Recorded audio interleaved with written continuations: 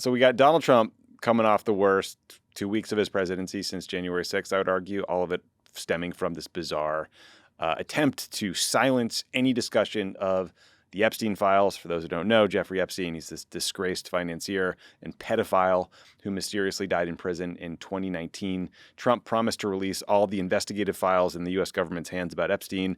People in his administration spent years promising that Trump would release the Epstein files and take down this cabal of corruption and child abusers that run the world. And now Trump is saying, shut up, stop talking about it. And it sure seems like he's covering up for himself and all these elites he promised to prosecute. So that brings us to the White House last week, where they went into their standard mode, which is just attack, attack, attack. They released this report on Friday that we'll get into in a second. And then here's a clip from Donald Trump earlier today, Tuesday. Whether it's right or wrong, it's time to go after people. Obama's been caught directly. So people say, oh, you know, a group. It's not a group. It's Obama. His orders are on the paper. It wasn't lots of people all over the place. It was them too. But the leader of the gang was President Obama, Barack Hussein Obama. Have you heard of him? This was treason. This was every word you can think of. They tried to steal the election. They tried to obfuscate the election. They did things that nobody's ever even imagined, even in other countries. Okay, so what Trump is talking about there is a quote-unquote report released last week by Tulsi Gabbard, the director of national intelligence, that said the Obama administration, quote, manufactured and politicized intelligence to lay the groundwork for what was essentially a years-long coup, end quote, against Trump. Specifically, she's alleging that, like, the U.S. intelligence community did not find that Russia used cyber attacks on election infrastructure to alter the 2016 election outcome. And that, I guess, was treasonous somehow. But like, what is so hard to even explain about all this, Ben, is like the administration never said Russia changed vote totals. In fact, the administration said the opposite. Like, what happened in 2016 was Russia hacked staffers at the DNC. They hacked the Clinton campaign. They dumped out their emails. Then they waged a social media campaign to influence voter opinions ahead of the election.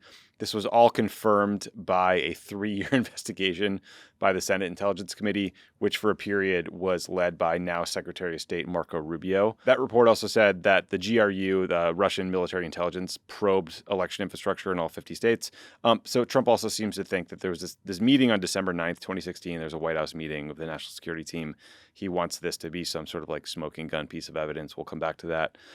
Again, Ben, so like this new conspiracy, it's like, it's so nonsensical that it's kind of hard to refute it or even track it. But like accusing a president of treason is a big deal, in my opinion, since this administration is filled with like aggrieved fascists who will do anything Trump says. So we're going to take it seriously. Trump went after you personally, went after a bunch of our former staffers. Ben, you attended this December 9th meeting that Trump is so mad about. You wrote about it in your book. What happened at that meeting? And like, what's your reaction to all this bullshit? Yeah, I mean, I guess first, just like, I do want to say, we talked a little bit about the opening. I appreciate this audience in this podcast so much because it's a place where we can talk about things without all the bullshit that, is in the political conversation elsewhere. So I want to level with people. It kind of sucks, to be the target of this kind of stuff. And it's a weird experience too, right, Tommy? Because Trump posts 20 things and you don't know how serious he is about it. This is probably somebody else's AI generated image. But what's scary about it is the coordination of the Tulsi, Potemkin review and her report, and then Trump coming on top of that, and then him amplifying it in the Oval Office, which makes you feel like this is something they're going to stick with. And there was a CIA review where they kind of started this process to go after John Brennan and others too, right? Yes. So this is like a coordinated intelligence community process leading to a White House allegation. Yes. And what people like, this is not a close call. There's absolutely nothing to this whatsoever because we all lived it. You were all there. You all experienced it. Trump wants you to forget what you saw with your own eyes, what you heard with your own ears. The Obama intelligence community put out a statement in October before the election saying that Russia was interfering through particularly the hack and release operations on WikiLeaks of people like John Podesta's emails. Obviously, there was a lot of Russian disinformation.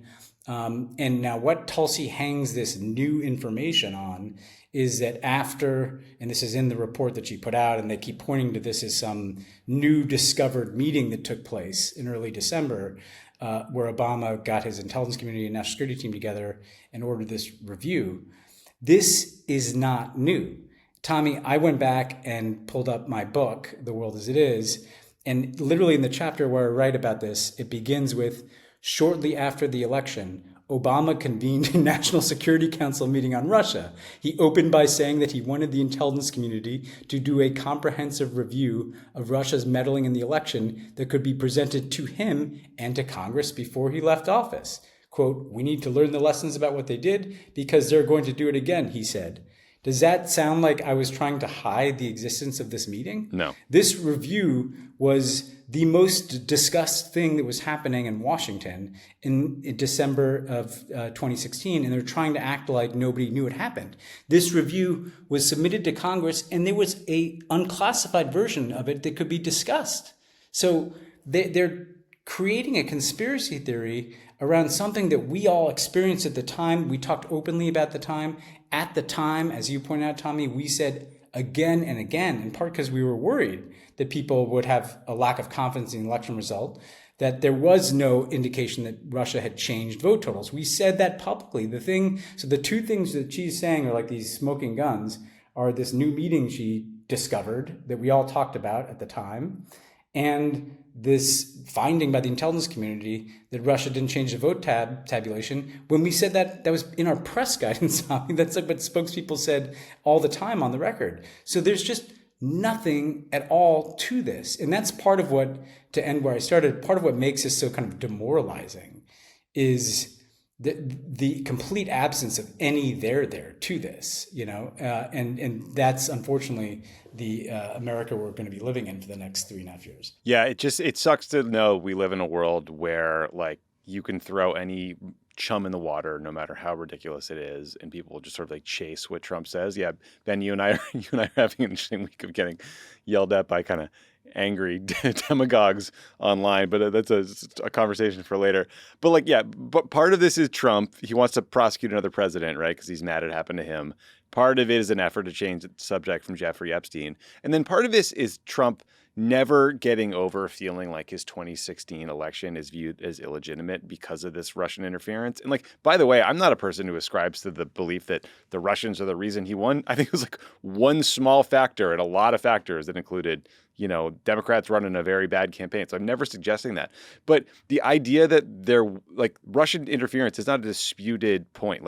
Again, I made this point on Pod Save America. Yevgeny Prigozhin, the now deceased Russian oligarch who ran the Wagner Group, confirmed the Russian interference on the record. His quote was, "Gentlemen, we have interfered. We are interfering. We will interfere." He was indicted by the Trump administration in 2018 for the Russian interference. The Trump's Treasury Department, OFAC, sanctioned Prigozhin in 2018 because of Russian interference. It's like they all agreed this happened. And and people who maybe think we're overstating the Epstein thing, the House Republicans just shut down all business in the House of Representatives for I think 5 or 6 weeks and sent lawmakers home early because they're so scared of having a vote on a bipartisan bill to release the Epstein files. I think that shows you the lengths to which Trump will go in this moment to make the conversation about anything else. Yeah, and here's what people have to understand is that they on some level know there's nothing there, right? Tulsi Gabbard herself said on Joe Rogan in 2018, I think, that there was Russian interference.